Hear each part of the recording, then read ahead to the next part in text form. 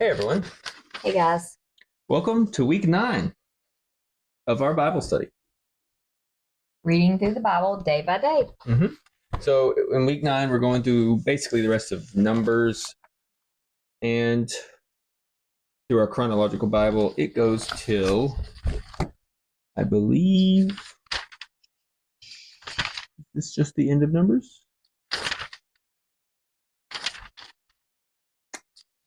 So in day 1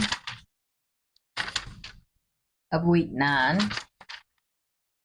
Yeah, almost the end of Numbers. So, we get through most of Numbers, and we get like a psalm or two in here, a little bit. I am. Hold on. It's talking about this is the law of the Nazarite. Yes. I thought that was fun since you went to Tribeca. So, this is what Samson's made to take, but for his entire life. So he couldn't shave his head. What is it? Shave head? Put hair in fire? He can't shave his hair. He can't be in contact with anything dead at all. Yeah. And he can't drink or eat grape products. Like basically he can't drink alcohol and eat grapes. He can't drink wine and eat grapes. So that's a vow they would take to just set themselves apart for the Lord as an act of devotion. And when you make that vow, you have to keep it. If you fail, you have to start over. But Samson is made to take it for his entire life. His parents are told he has to be this way his entire life. Right. And the Lord imposes the Nazarite vow on him, but usually this is voluntary. People would do this as an act of devotion to the Lord, and then after their period was done, they would shave their heads and give the hair to the Lord because they were letting it grow out. And remember, this time period is set apart for the Lord, so that hair is also the Lord's. So it's an act of giving it to everything to the Lord. So basically, this day 1 is about week 9, day 1 is about the Ark of the Covenant, right? God spoke to Moses from above the mercy seat that was on the Ark of the Testimony from between the 2 cherubim in the tent of meeting. So it goes into detail and it describes all of how they built that, what it all looked like, where God was, who could go in there, everything, right? And I know in a previous Bible study we had that we had pictures of that, of exactly what the Ark of the Covenant looked like. Yeah, they detailed it very well. Yeah. There's a picture, and I know that Tracy Cole from our group actually sent out a picture of it. I wish I would have kept it and showed it to y'all in this video, but you can go and look that up, and it will show you what the area, the tent of meeting, looked like. It's really cool to see all of that. Then it goes into all the requirements and the serving in the tent of meeting, and the Passover. And then it goes into talking about how God followed the Israelites through the day in a cloud and at night through fire in the sky. Right? So a cloud in the sky during the day and fire at night. Mm-hmm. That just impresses me so much every time I read that. They're followed by this cloud and by this fire. Mm-hmm. Like, how could you not feel so special to know that God, you could look up and see? Oh, they were probably terrified too. Yeah, but how special is that? To know that God is right there with you every single day, which we know that. But how wonderful would it be to see that every day? Like get up and say, oh, look, there's God. So that's awesome. Amazing. Yeah. Oh, it would have been so special. All right, day 2. It's talking about the 2 silver trumpets. The Lord spoke to Moses, make 2 trumpets of hammered silver to summon the community and have the camp set out. When both are sounded in long blasts, the entire community is together before you at the entrance to the tent of meeting. However, if one is sounded, only the leaders, the heads of Israel's clans, are together before you. So it goes over that. And then it says, when you enter into battle in your land against an adversary who is attacking you, sound short blasts on the trumpets, and you will be remembered before the Lord your God and be saved from your enemies. You are to sound the trumpets over your burnt offerings and your fellowship sacrifices, and on your joyous occasions, your appointed festivals in the beginning of each of your months. They will serve as a reminder for you before your Lord. I am the Lord your God. That's so cool. And that's also probably why later in Jericho, they do 7 of those trumpet sounds. They were supposed to be sounding the trumpets for battle normally, but God said, we're not going to do the battle yet. You're going to just do all the trumpet sounds, and I'll take care of the walls. Which means the Lord remembered them and fought for them. The literal fulfillment of that promise. You understand what I'm saying? Mm-hmm.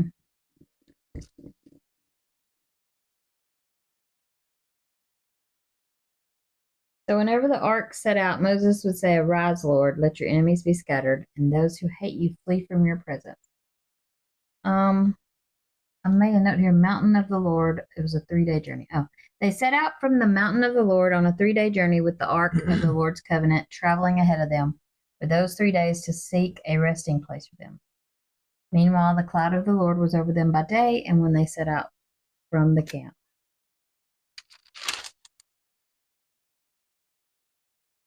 Oh my goodness, here we go again where they are experiencing a little hardship and they begin complaining.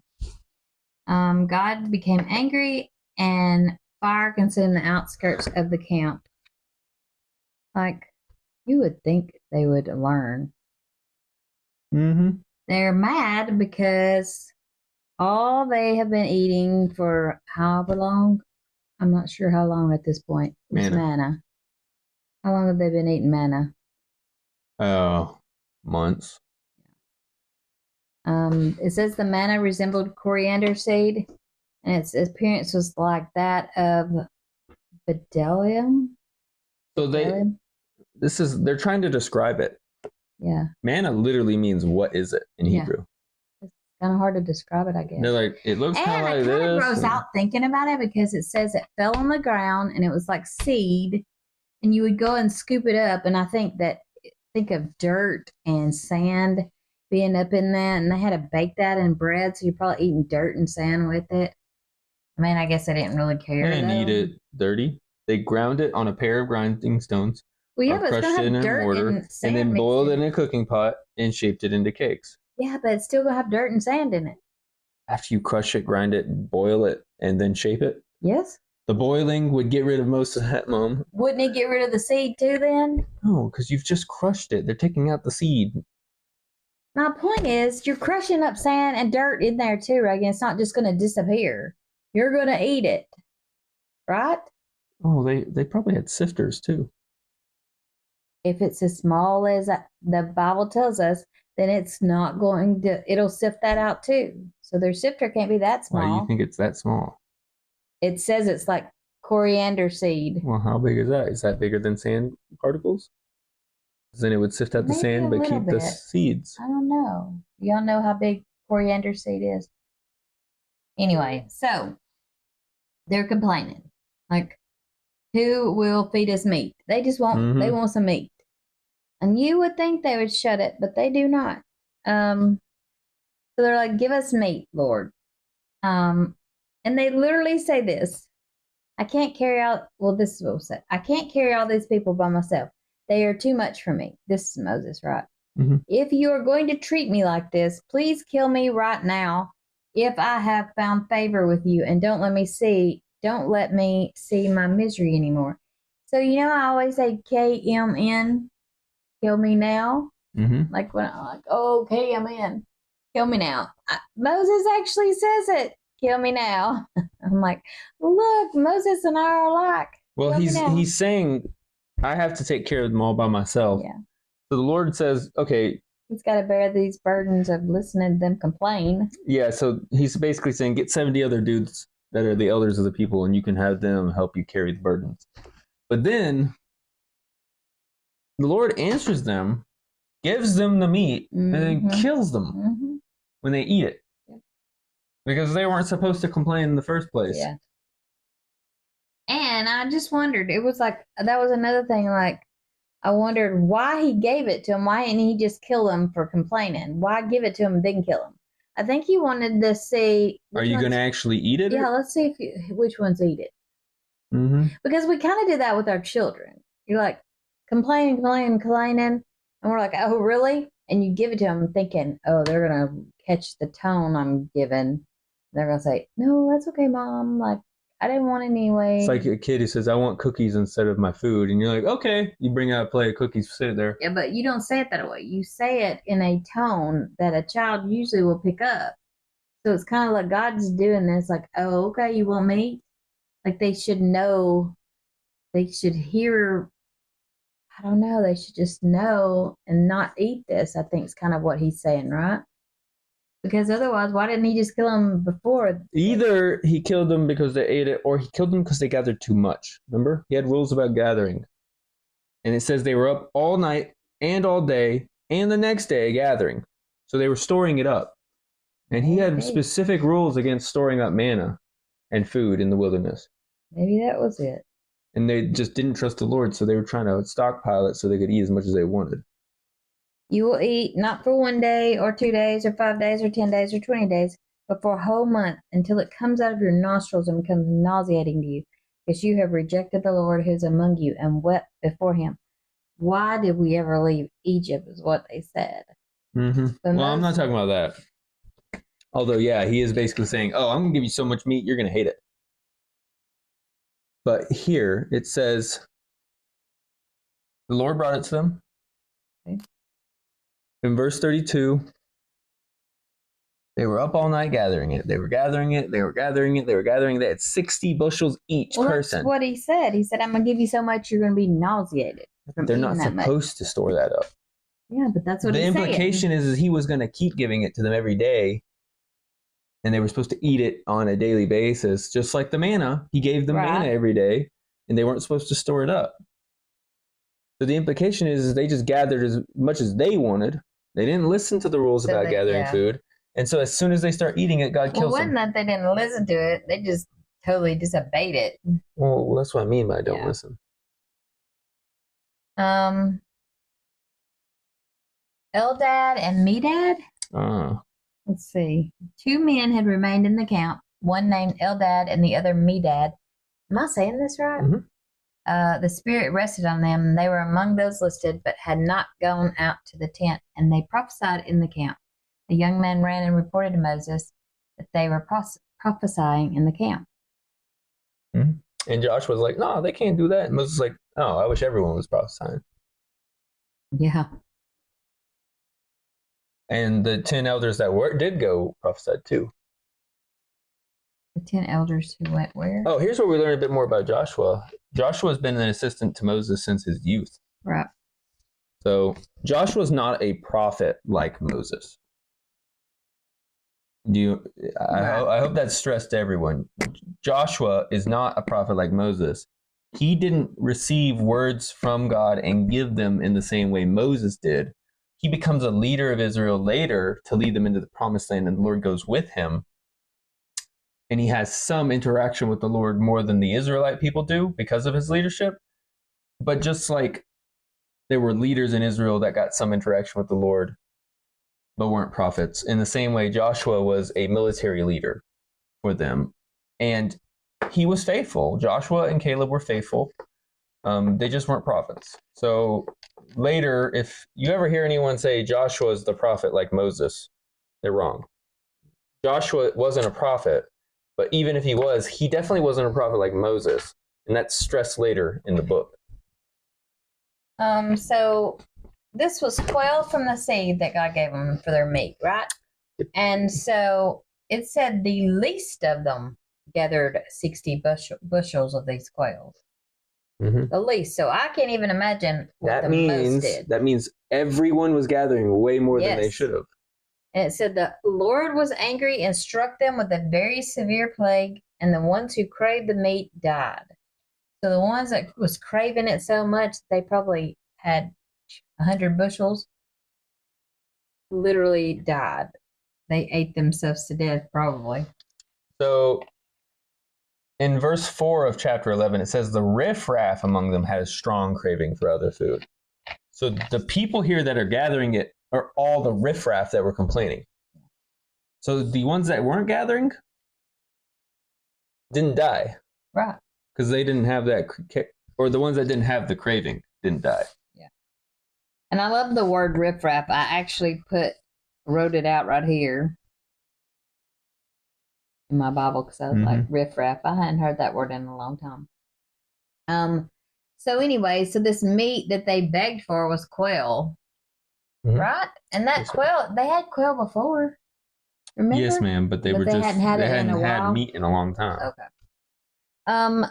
So Moses wants to speak with God directly. He wants to see him, and God allows him to see his form. I wonder if... Where are we talking about? God spoke with Moses directly. Moses saw the form of the Lord.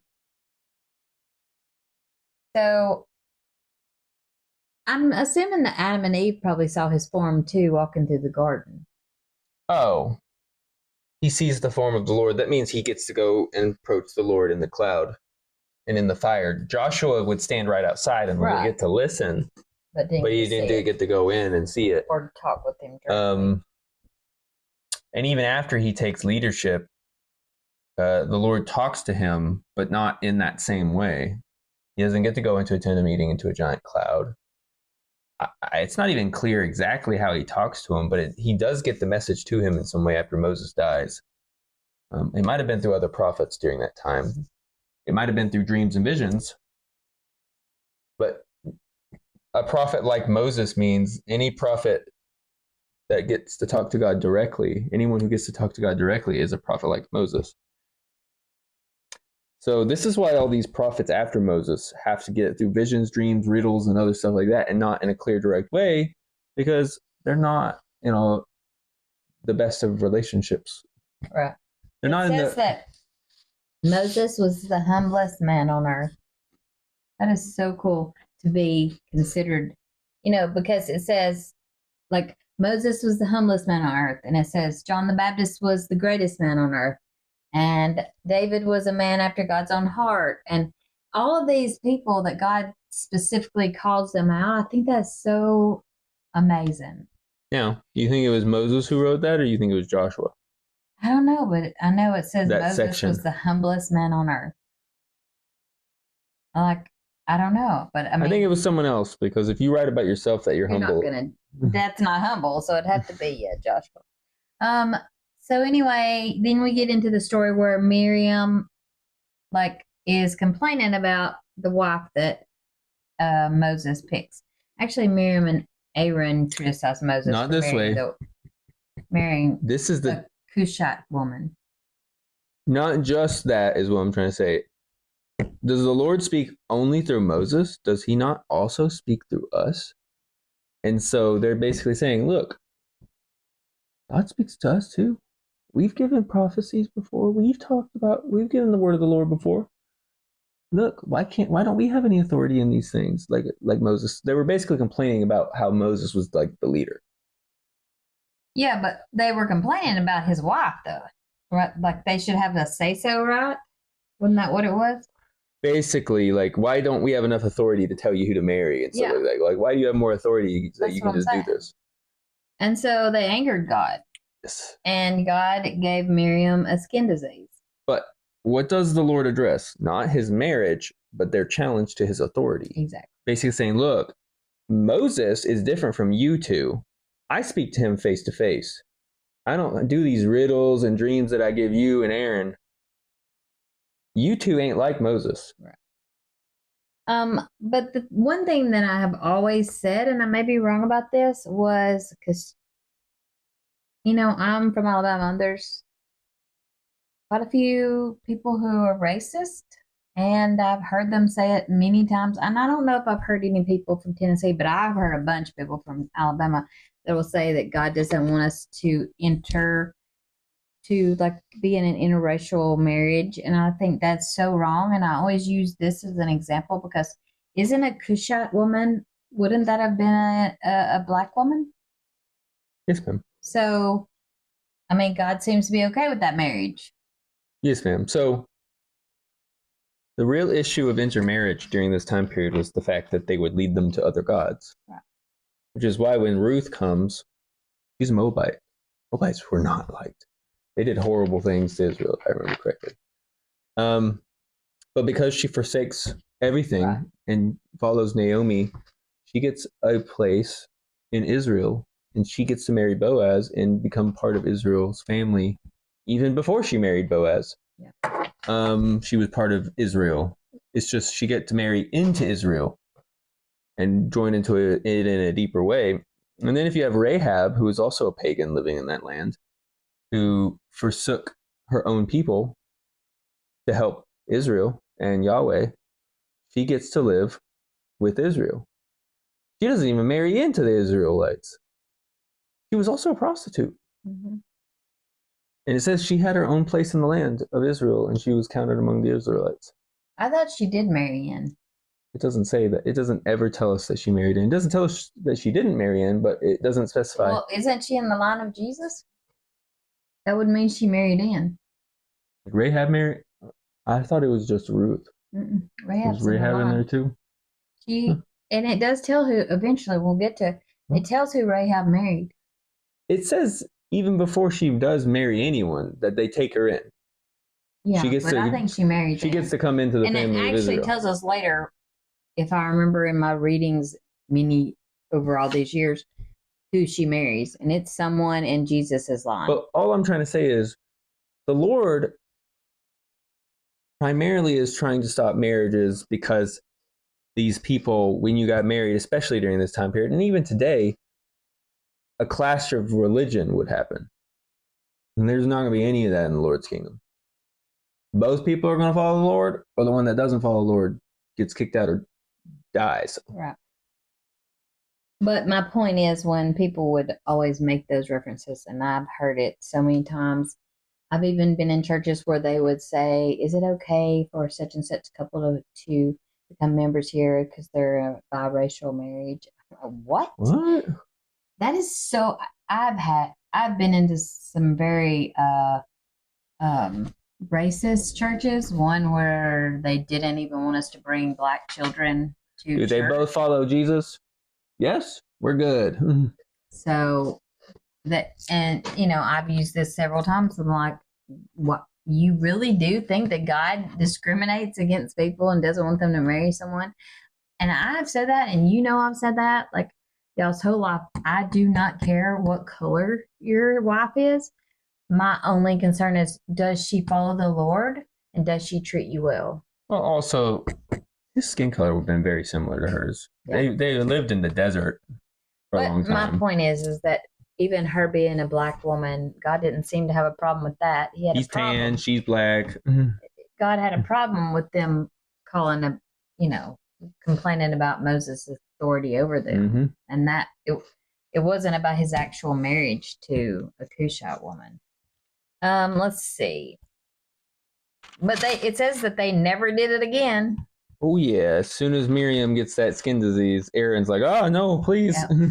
Please let Moses pray for us and we will never do it again. So Moses renames Hoshea and changes that name into Joshua. Yes, Hoshea, son of Nun. That's Joshua. Right. So when Moses took him as his assistant, it was presumed that he changed his name, probably. I don't know what they both mean. Joshua means the Lord saves, or the Lord is my salvation. Because Jesus is Yeshua, and Yeshua is just the English way of saying Joshua. So if you translate it directly from Hebrew into English, Jesus' name is just Joshua. So Jesus and Joshua both have the same name in Hebrew, which is the Lord saves. Now, Hoshea is probably different than Joshua. So Moses changes Hoshea's name into the Lord saves. I wonder if there's some typology or foreshadowing there for Jesus. It sounds like it. All right, so I love that throughout we're doing these videos like week 8 through week 11. Yeah, because we're trying to do 2 tonight and 2 tomorrow to get caught up because we explained that on our other video that Reagan will title what are we telling that explanation of why we haven't done the Bible study in so long, something like that. We've been doing the Bible study. Why haven't made the videos of our Bible study? Bible study Why video we're having delay. to catch up? No, Bible study video delay. Got to keep it short and sweet for YouTube algorithms. Say it again. Bible study video delays. No, that doesn't make sense. Not the Bible study video delays. Video on the Bible study delays. Okay.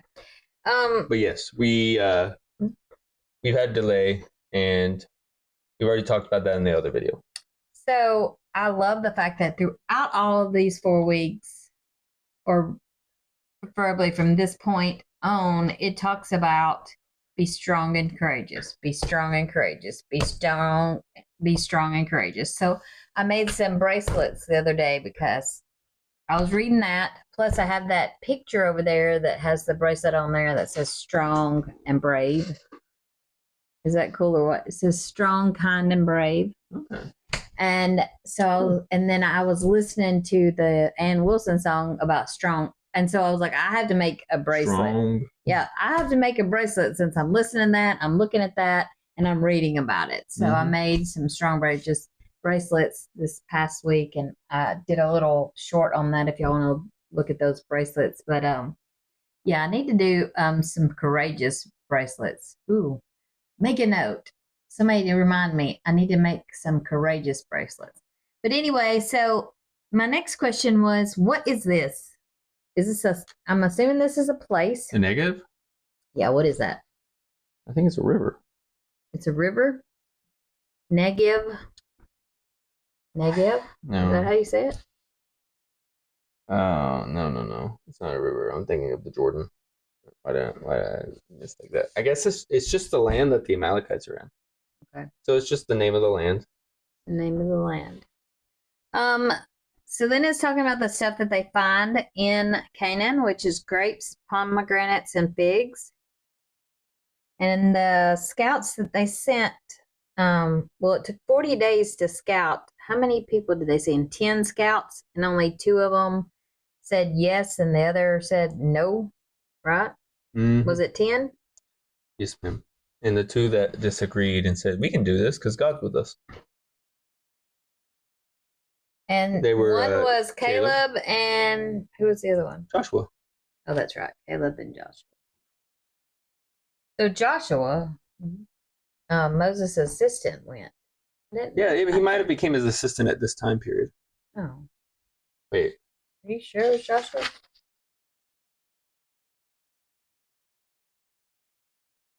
No. Could be him. This is just when he was renamed and sent on the scouting mission. Okay. But it does point out that it says that Caleb was very brave. So the other ones sounded like little whiny babies. Oh, they're all wusses. They're like, we can't attack the people because they're stronger than we are. They gave a negative report to the Israelites about the land that they had scouted. The land we passed through to explore is one that devours its inhabitants, and all the people we saw in it are men of great size. I think they're exaggerating because they just don't want to go there. We even saw the Nephilim there, the descendants of Anak. Is that how you say it? That come from the Nephilim. To ourselves, we seem like grasshoppers, and we must have seen the same to them. No, it could have still been some of the giants left. They all died in the flood. Are you sure? What about Goliath? 9 foot. Unless he was only 7'11", like I think it might have been. 9 foot. I think there really was giants. It says, we seemed like grasshoppers, and we must have seemed the same to them. All right. So, the Nephilim had to have all died in the flood because only Noah survived. And his family. And how'd they get back? That's a good question. Yeah, that's one we've asked before. Okay, so the Canaanites lived by the sea and along the Jordan. Let me see what I wrote about giants. And by the way, 7'11" is massive, especially during this time period. So, Oh, I just wrote the land had men of great size, maybe even Nephilim there. The descendants of Anak come from the Nephilim. We look like grasshoppers to them, is what was stated. Here's what you were talking about. Our days pass quickly, like 70 to 80 years. right. Okay, so this is a prayer of Moses. Yes. Their normal life expectancy during Moses' time was 70 or 80 years. Right. And he lives to 120. Yep. And it says none of his vigor later on or his eyesight had diminished. Yeah. So he lived in good health until that, all the way up until he died. So any scholar that tells you that the life expectancy of people during this time period was poor, they're wrong. The people during that time period themselves just said how long they usually live. Now, infant mortality rates were pretty high. So because of lack of medicine to keep babies alive there were a lot of stillbirths and a lot of other things, but they had a lot of kids too. So kind of balances out. And right above it in Moses' prayer, you know where we get a day is in 1,000 years for God? Mm-hmm. Is that where we get it from? Because that's what he's saying. For in your sight, 1,000 years are like yesterday that passes by, like a few hours of the night. 1,000 years is as of a day. I think the main point of this is not to say that it is literally just 1,000 years is equal to a couple of days, but it's trying to stress that God doesn't perceive time the way we do. Well, that's what I'm saying. And it doesn't say a couple of days. It says as like a few hours of the night. So it's basically saying our time is different than God's. I wouldn't say our time is different. I would say that God's accounting of time.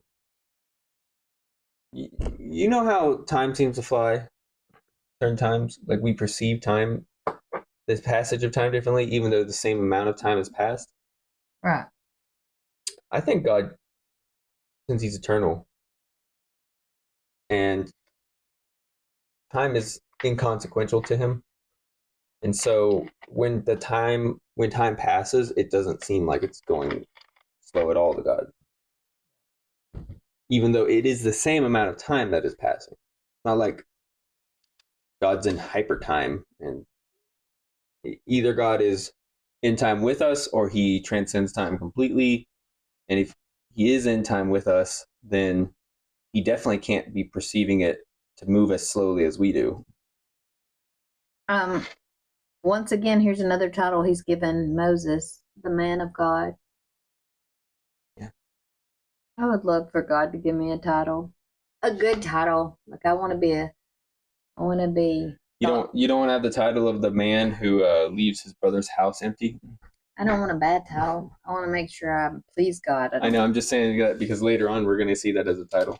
Oh, really? The man who refuses to give his brother's wife, whose husband dies. Yeah, that's right. His entire household gets a dishonored has to give name. him a title and it's A dishonorable name. One, yeah. Wait. Did you have any more questions about the Psalms? No, that was the only thing I had on that one. If you need to know, expectancy. Psalm 90 just cuts right into the middle of this.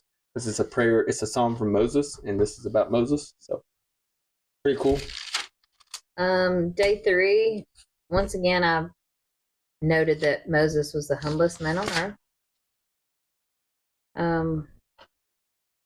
So then we hear about Joshua and Caleb. Who was Nun? Son of Nun or Nun. Nun? I don't know. They didn't have last names, so they identified them by their parent. Father. But, I mean, So we hear Son of Nun a lot throughout all these. Keep in mind, their names would have been reused over and over again. Mm-hmm. Especially since they didn't have last names. Caleb's dad's name. It's Jephunneh. Janefi? It's Jephunneh. Jephunneh? Wow. All right. So,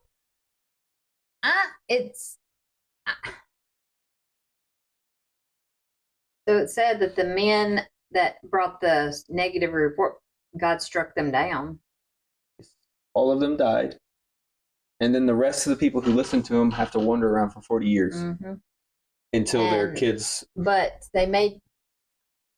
Oh, Trey said to bring chairs, so they're in the garage up on some ledge out there. Can you get them when we get ready to leave? Sure, and now I'm going to have to cut all this out. You don't have to cut out. Y'all don't care. Trey is having little friends over. Well, they're not little friends. I better not going to say that. Trey is having college friends over to play game night. So we got to get some lawn chairs or whatever they're called. Those, whatever chairs. But anyway, back to our Bible study.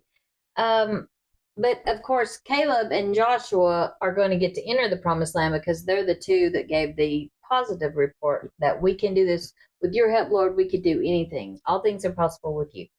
Okay. So they not only don't get struck down with the other 10, but they also live.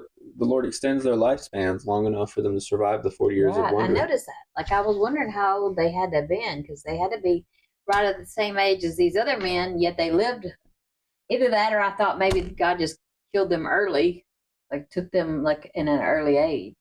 Oh, the 10 spies died immediately, I would assume. It was throughout the years. But I think that their lifespans were cut short so that they didn't live older because Caleb and Joshua were still young enough to go in and lead the people into the promised land. All right. Okay, guys, we had some technical difficulties. One of our mics went out. The rest of this video was silent. You can see our mouse move. You can't hear us. So we're going to start this over where we left off. So we are over where Moses is telling the Israelites what God has told them, especially about the Sabbath, that they are to honor the Sabbath and to keep it holy, and that if they don't do that, they will be stoned to death. I mean, even the slightest thing as like gathering wood, it would be stoned to death by the entire community. So God is very, what's the word I'm looking for? Holy, just. Well, yeah, he's very just, loving. But you have to follow these rules. He's very strict. And that's good. Guidelines and boundaries are good. It's what keeps people, honest and on the right path. So he does say something that I love. He says, remember all the Lord's commands and obey them, and not prostitute yourselves by following your own heart. In this society, we hear that it's on t-shirts, it's on stickers. Follow your own heart. Follow your heart. Follow your heart. You're not. Your heart is deceitful. We are not good people. Not one of us is a good person. That's something you hear all. I'm a good person, but you're not a good person. God says by his standards, none of us are good people. So don't follow your own heart. Follow the commands of the Lord. Then we get into the story of Korah, Dathan, and Abiram and On. They took 250 men and rebelled against Moses and Aaron. And Moses became angry.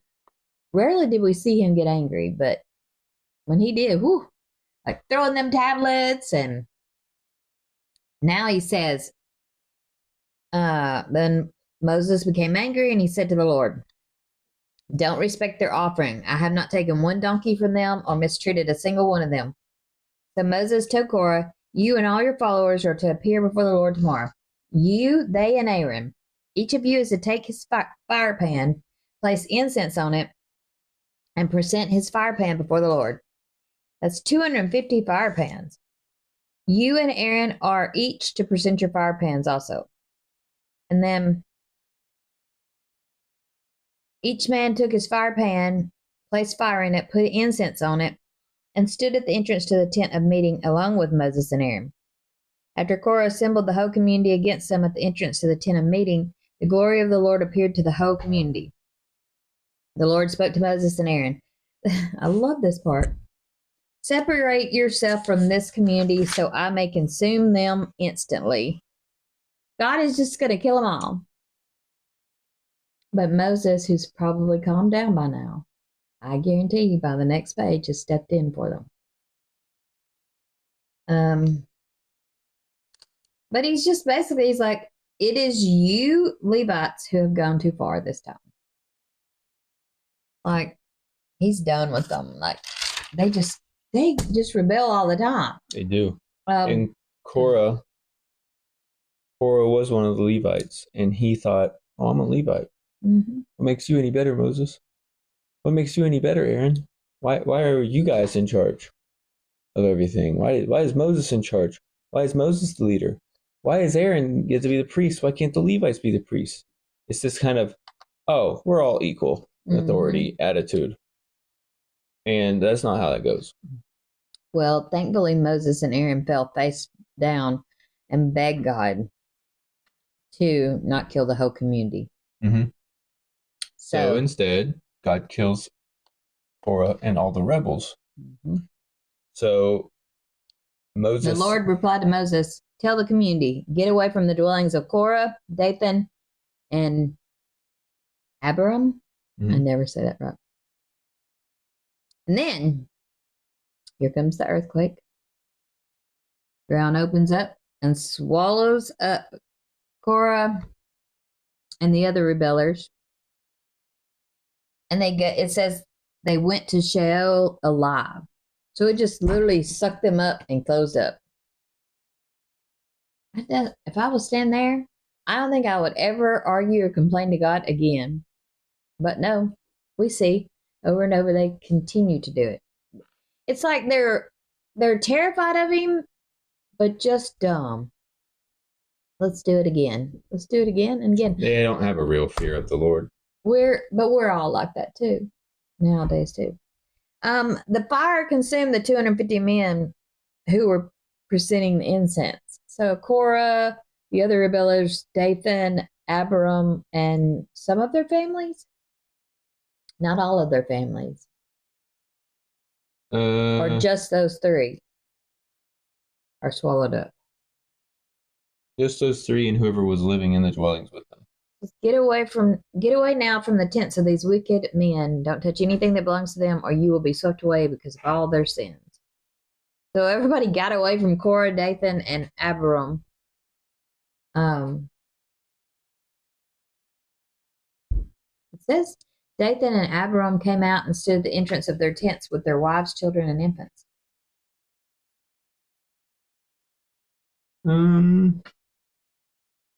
I said everyone who was living with them. So that sucked them up too, huh? It was them and their family, their immediate family that was there with them. Now, Korah had sons that weren't living with him, that were already serving in the temple. They didn't die. He still has descendants. Well, they probably didn't rebel either. All right. So, and then Moses tells Aaron, take your fire pan, place fire from the altar in it, and add incense. Go quickly to the community, because at this point, God is tired of them, and he's put a plague on them. And he puts a plague on them, and instantly Aaron runs, takes his fire pan, as Moses tells him, and he runs to the middle of the assembly where the plague is, and he adds the incense, he makes the atonement for the people, and he stands between them and the plague. So he stands between death and living. This is right after they accused Moses and Aaron of murder. Yeah, and here he is trying to save all of them. So he's standing between the dead and the living. In other words, between death and life. Mm-hmm. Like, I'm going to stand so this plague does not get any more people. Because at this point, in this matter of time, less than an hour probably, that it took him to do all this, 14,700 people died. Mm-hmm. And they had just seen the rebellion of Korah get squashed. Mm-hmm. And then they run up the next day. The entire Israelite community comes up and says, you killed the Lord's people. Basically accusing them of murder. So there we go over to Psalm 95. And this is this like a song? Yes, ma'am. Because I never can tell because they don't rhyme. But it's just talking about how we are the sheep under God's care. Then it tells about the 40 years, how God was disgusted with that generation, and he said, they will not enter my rest. And we had talked about in the previous video that we were going to have to delete because there was no sound, that Jesus is the better Moses, because all this stuff that Moses does is just basically the resemblance of Jesus. Moses interceded on their behalf to save them from God's righteous judgment multiple times. But also, Moses takes care of them under God's guidance and provision, leads them as the leader. So Jesus is just a better Moses. And then, so in number 17, we see where they're going up against Aaron and Moses again. They just can't stand that Moses and Aaron are over them, and that God prefers them and speaks with Moses. And like, I don't know, maybe they just want some of the power for themselves. They just are tired of being followers and they want to be the leader. That's not how God set it up. And so basically they're not arguing just with Moses and Aaron. They're going against what God has ordained and the way he wants it. And so Moses gets tired of them and he tells them, each of your leaders give him a staff, one for each of the leaders of their tribes, 12 staffs in all. Aaron's staff was among them. Moses placed the staffs before the Lord in the tent of the testimony. The next day, Moses entered the tent of testimony and saw that Aaron's staff, representing the house of Levi, had sprouted, formed buds, blossomed, and produced almonds. Moses then brought out all the staffs from the Lord's presence to all the Israelites. They saw them, and each man took his own staff. The Lord told Moses, put Aaron's staff back in front of the testimony to be kept as a sign for the rebels, so that you may put an end to their complaints before me, or else they will die. And you also said that stayed in there for hundreds of years. They saw that every day when they went to the tent. Well, when they opened the ark. Yeah, the ark.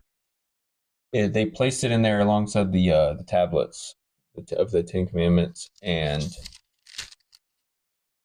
the manna. They stored manna in there too. I wrote something down about a red cow. A man who is clean is to gather up the cow ashes, deposit them outside the camp. I don't know what that I was talking about with the red cow. I'd have to read back over all that. This is just all the purity laws in 19. So then in 20, or the end of 19, no, the beginning of 20, Miriam dies, which is Moses and Aaron's sister, and she dies in the wilderness of Zin, which is Kadesh, and they bury her there because it's going to be 40 years before they get to go somewhere permanent. So they go ahead and bury Miriam in the wilderness of Zin. And then Moses and Aaron went from the presence of the assembly to the doorway of the tent of meeting. They fell face down, and the glory of the Lord appeared to them. The Lord spoke to Moses, take the staff and assemble the community. You and your brother Aaron are to speak to the rock while they watch, and it will yield its water. You will bring out water for them from the rock and provide drink for the community and their livestock. Okay, is that where they mess up? That's the passage where they mess up, right? Because Moses strikes the rock again instead of speaking to it. He was supposed to speak to it. The first time he strikes it, when the first time they get water, and that's a while ago. Right. This event has happened twice, right? And then this time they're supposed to speak to the rock, and the rock will just pour forth the water. It's imagery of Jesus. Okay. So, I was just trying to figure this out because I was like, what did he do wrong? Like, over and over they talk about this disobedience right here. Well, God told them to speak to the rock. But this disobedience right here is why he's not going to get to go into the promised land. He gets to see it. God allows him to see it before he dies from the mountain, but never can he go in because he disobeyed God. And you're just like, what was the big deal? But it is a big deal because he was supposed to speak to the rock. It says, let's say, take the staff and assemble the community. You and your brother Aaron are to speak to the rock while they watch, and it will yield its water. You will bring out water for them from the rock and provide drink for the community and their livestock. So Moses took the staff from the Lord's presence, just as he had commanded him. So God told him to take the staff with him? Take the staff and assemble the community, yeah. So why is he taking a staff if he's not going to use it? The staff symbolizes the authority. Okay. So Moses and Aaron summoned the assembly in front of the rock, and Moses said to them, listen, you rebels, must we bring water out of this rock for you? Then Moses raised his hand and struck the rock twice with his staff, so that abundant water gushed out, and the community and their livestock drank. So this is where Moses goes wrong. Mm-hmm.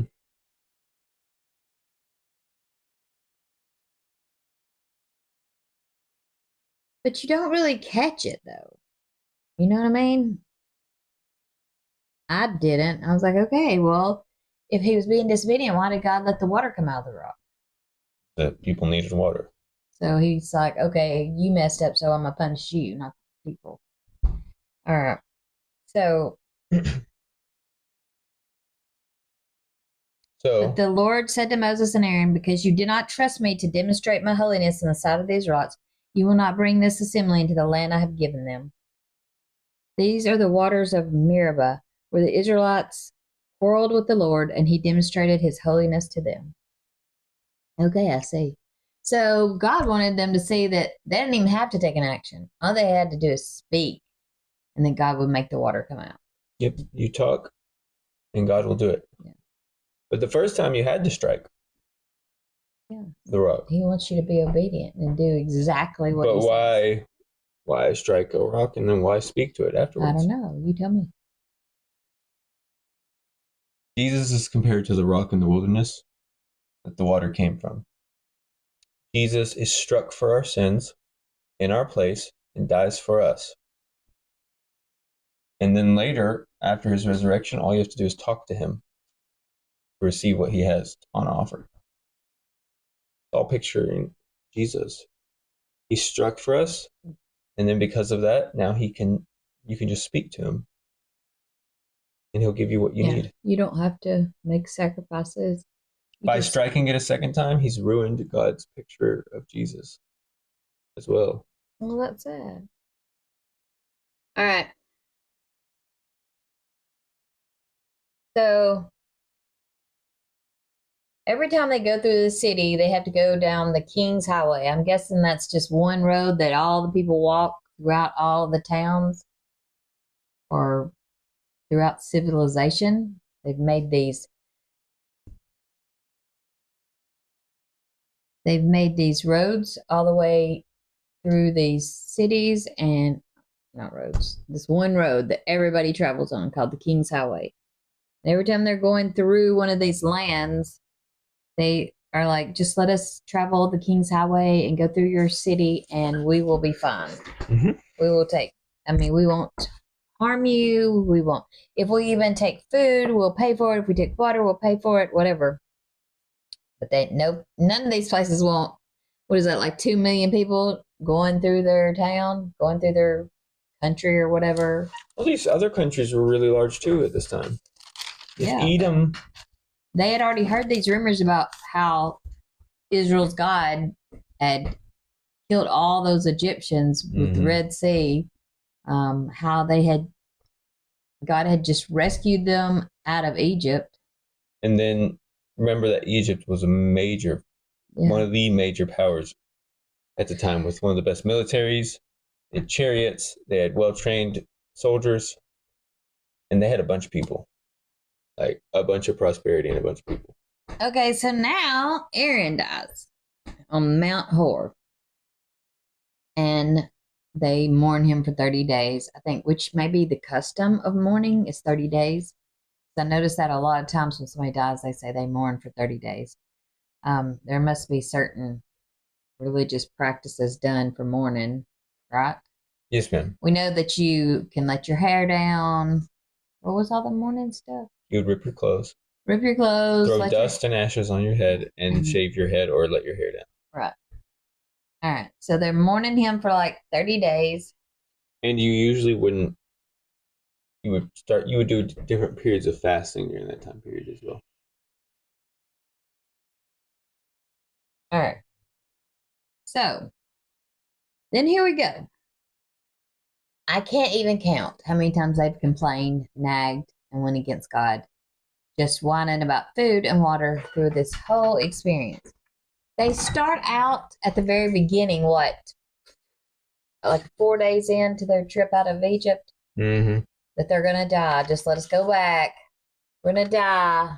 We're starving and thirsting to death. And this goes on every so often. They're like, send us this, give us this. If they're not moaning and complaining about something, then they're rebelling against Moses and Aaron. Always. Or God. So, and there's plagues that God sends them. He kills a bunch of them. Like over and over, their punishment is given, and it's bad.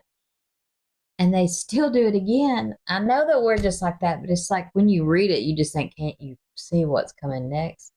So they start complaining again because there's no meat, right? In this one, they detest this wretched food. They're sick and tired of manna. Sick and tired of the manna that God's given them. And so God's like sends poisonous snakes to bite them and kill them for complaining. And God handed the Canaanites over to the Israelites, and they completely destroyed them. I don't know why I made that note. Anyway, so we got these snakes that are biting them, and then they go before Moses and's like, please intercede for us with the Lord, because we're all dying from these snake bites, these poisonous snake bites. And please ask God to take these snakes away. But he doesn't take the snakes away. He like literally just tells Moses to make a staff with a snake head on it, and that whoever is bitten can go and stand before the bronze snake that's mounted on that pole. And when they look on the bronze snake, they'll recover. So he does not take the punishment away. He just gives them an out to salvation. Like, you can be saved and you won't die if you have faith and look on this pole. If you trust me and you look at the thing I tell you to look at, I'll heal you. Exactly. So that's another thing about Jesus. Like, he doesn't send something to take our sins away, as far as so that we don't, the bad stuff that happens, the consequences that happen because of these sins that we do every day. But he sends Jesus to take our place. So that if we trust in him and have faith in him, then we won't die for eternity. We won't die. I mean, it's very clear here what he's kind of showing, because the first time I ever read that, I was just like, why doesn't he take the snakes away? He could just very easily send them back. Where'd he get them from? Like the Red Sea or something? I think it says the surrounding areas. I think it said he got them out of the sea. Where Doesn't it say that? I don't remember, but I swear that's what it said. There are venomous snakes in the area. I know, but I think I read that he took them out of the sea. Either that or, yeah, I remember reading it. But anyway, instead of sending them all back, he just has the bronze snake head put on the pole, so that they have to have faith.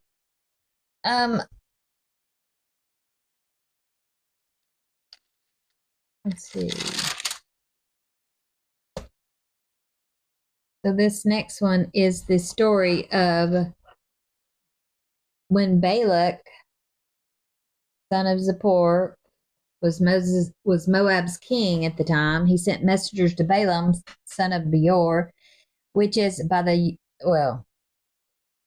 at Pethor, which is by the Euphrates in the land of his people. Balak said to him, look, the people has come out of Egypt. They covered the surface of the land, and they are living right across from me. Please come and put a curse on these people for me, because they are more powerful than I am. I may be able to defeat them and drive them out of the land, for I know that those you bless are blessed, and those you curse are cursed. So, Balaam you said was a He's a diviner. He was a diviner, and he would place curses or blessings on people. He would practice divination, and he would bless and curse people. So he did that for money. And part of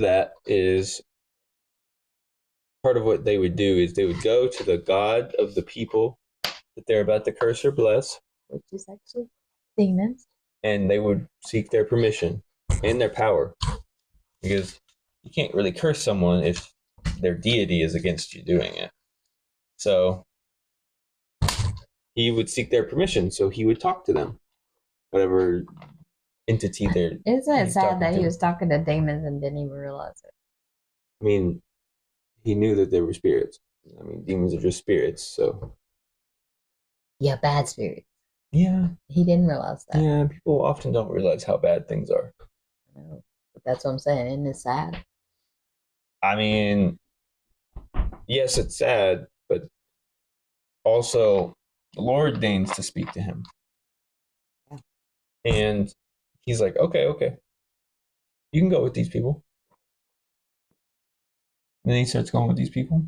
And then we get Balaam and the Tonka donkey. Yeah, but he tells Balaam that he can go, but then he gets incensed by it. I know, which is why the story of the Balaam and the Tonka donkey. Now we're on to Balaam and the talking donkey, which we love this story, and we teach this to the kids all the time. But Balaam has a female donkey that he's had pretty much his whole life.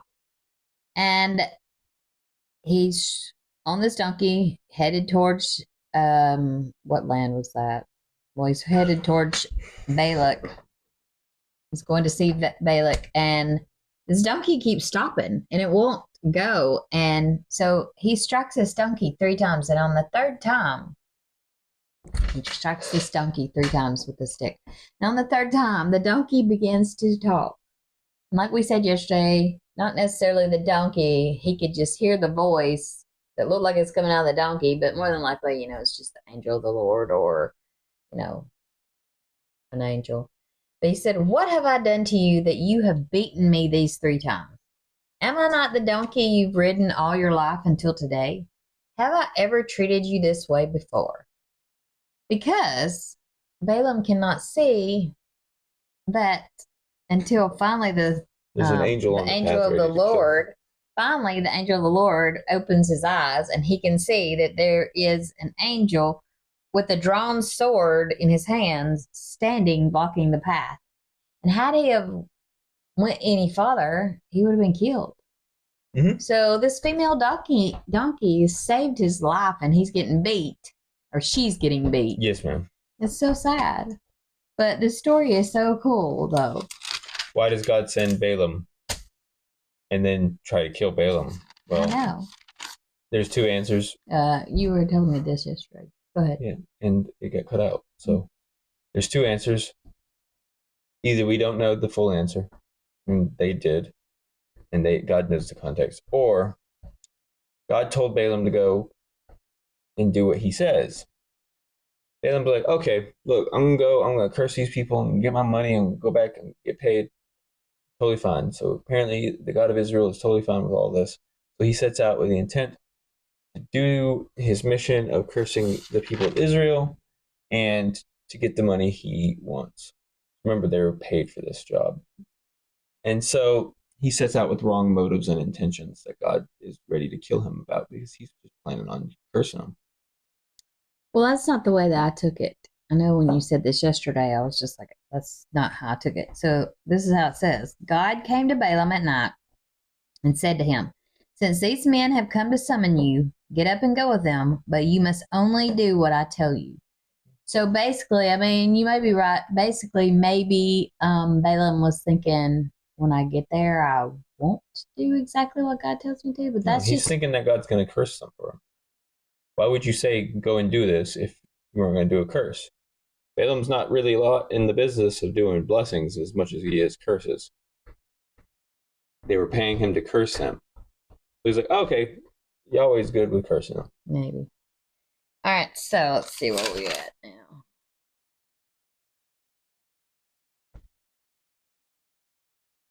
Yeah, so Balak realizes that he's not going to curse them, and actually, he's blessing them. Mm-hmm. I would be scared if I was Balak. What happens to Balak? Then Balak became furious with Balaam, struck his hands together, and said to him, I summoned you to put a curse on my enemies, but instead you have blessed them these 3 times. Now go to your home. I said I would reward you richly, but look, the Lord has denied your reward. So Balaam is considered an oracle. Yes, ma'am. Now, then Balaam saw Amalek and proclaimed this poem, and he has this big long poem. Well, not a long one, but. And basically, it's going to be that he. What happens to Balak? I can't remember. Does it say? I do not remember.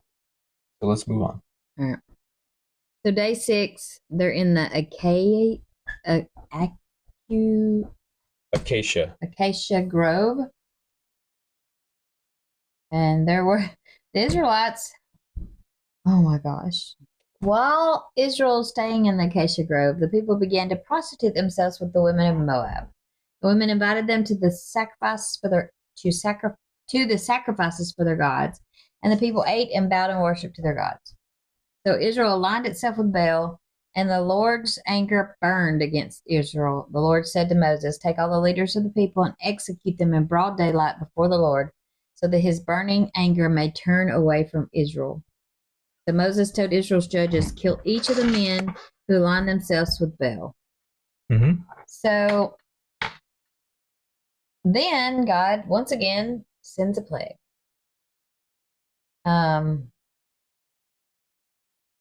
What is Phineas? Phineas does a covenant of peace that helps with the covenant of professional priesthood. When a man brings a Midianite woman while they're mourning. Oh, that's right. Yeah. While they're mourning the fact that these people have committed idolatry and they've had to kill all these other leaders, a man brings a Midianite woman in there. Right in front of them. Right in front of them all. And he's bringing them to his tent. And, to his parents' tent. Mm-hmm, which means he's about to have sex with her. Oh, that's true. And so Phineas runs in there and impales both of them for their sin. And the Lord sees this and says, because of Phineas doing this, which, by the way, stopped the plague that the Lord was doing. Then the plague on the Israelites was stopped as soon as Phineas killed the man. Because of that act of zealousness for God's holiness and justice and love, Phineas gets a covenant of peace for his future descendants, which is revoked later on. Really, really far down the line, Phineas's descendants are horrible. And so God says, you should have been like Phineas, who I made a covenant of peace with. Well, Phineas is really cool. I really like him. Like, he's the grandson of Aaron. Yeah, he didn't take no time at all. He's like, what the heck? He sees it. He's like, he grabbed his spear. He's like, nah, that's not happening. And he grabs it and he goes in there and he kills both of them at one time. Like the spear goes through both of them at the same time. Like he impales them both. So cool. So as this plague stops immediately, 24,000 people died. Even after the plague stops, 24,000 people had died. Mm-hmm. These plagues are like... Whew. They weren't normal diseases. They were incredibly fast-spreading plague. So now we have the census for Israel's army. And let's just summarize it because... Yeah, all the clans, they add them up. And over 600,000 fighting men, 20 years and older.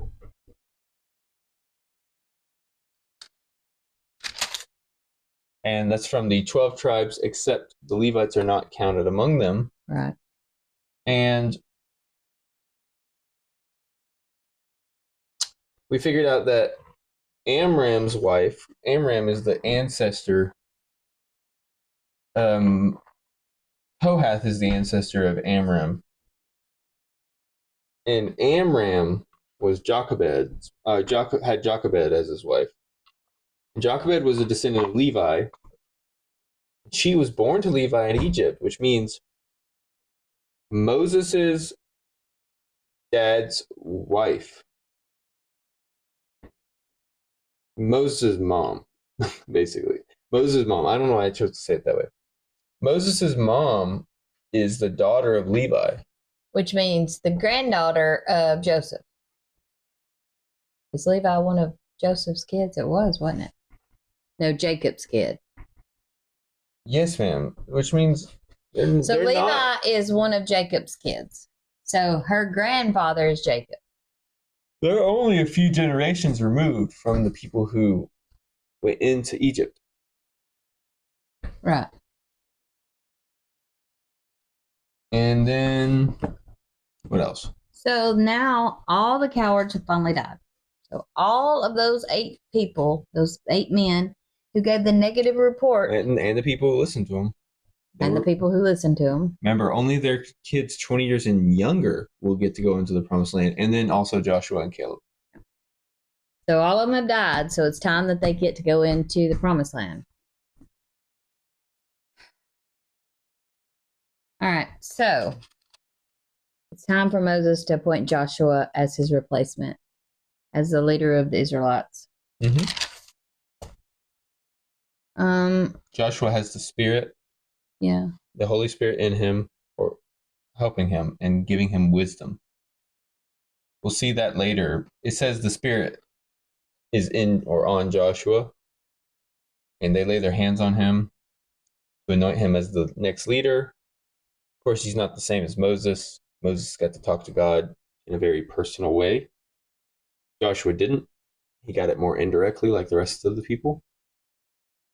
But Joshua was the assistant to Moses and was a very faithful man alongside Caleb. And brave. Who's brave. And so the Lord goes with him, and the spirit of wisdom is on him. And you need that as a leader. You need wisdom as a leader, especially to manage when these you're leading millions of stubborn, complainers, stiff-necked people. Stubborn, complaining, stiff-necked people that don't care about who God is at all, really. I mean, of course, there were a few probably in there, but yeah. Okay, so our day of rest, day 7, says Numbers is named, the book of Numbers is actually named, it's called In the Wilderness, because they're in the wilderness for the whole book. Bless them. And I do not know how to say that Hebrew name. I know. Bimidar? The people rejected God's plan and ended up wandering for 40 years. And honestly, I can relate because I got saved at 14. I gave my life to Christ at 14. Took it back when I was about 17 or 18. And then I wandered for so many years till I was 32. So from the age of 18 to 32. Interestingly, God might keep us from things that we would normally have if we would just listen to him. So that way we can wander around for a while and realize just how lost you are without God. And I was so lost. You know for a fact. Because think about it. If he had brought those people into the promised land, they would have started committing idolatry right away. And he would have had to kill every one of them and kick them out of the land. So he needs to bring in people. Remember, he says, I'm going to bring in the ones that are younger than 20, and I'm going to bring Joshua and Caleb. Joshua and Caleb are faithful. The ones younger than 20, he even says they don't know their right from their left. It means they don't know enough about good and evil yet to be accountable. I'm going to bring them in because they haven't sinned against me in an unaccountable way yet, like you guys have. So, well, and they're young enough to be raised right. They can change. Yeah. The other adults have listened too much to the ways of Egypt and the idolatry around them, unlike Joshua and Caleb, which means they had a choice, like Joshua and Caleb did, but they kept choosing Egypt. They kept choosing, let's go back to Egypt. Let's go back to Egypt. It was better in Egypt. I know, all the time. Like, every time they didn't get their way or something was hard, we can just go back to Egypt. Like, they'll feed us there. We'll be slaves. We'll be slaves. We'll worship. They could kill our firstborn. They'll worship foreign gods. We'll worship foreign gods and stuff. But at least we'll have food. All right, guys. So that was week 9. Thank you so much for joining us. We will go ahead and get started on week 10 here in just a few minutes. Love you guys. Love Bye. you. Bye.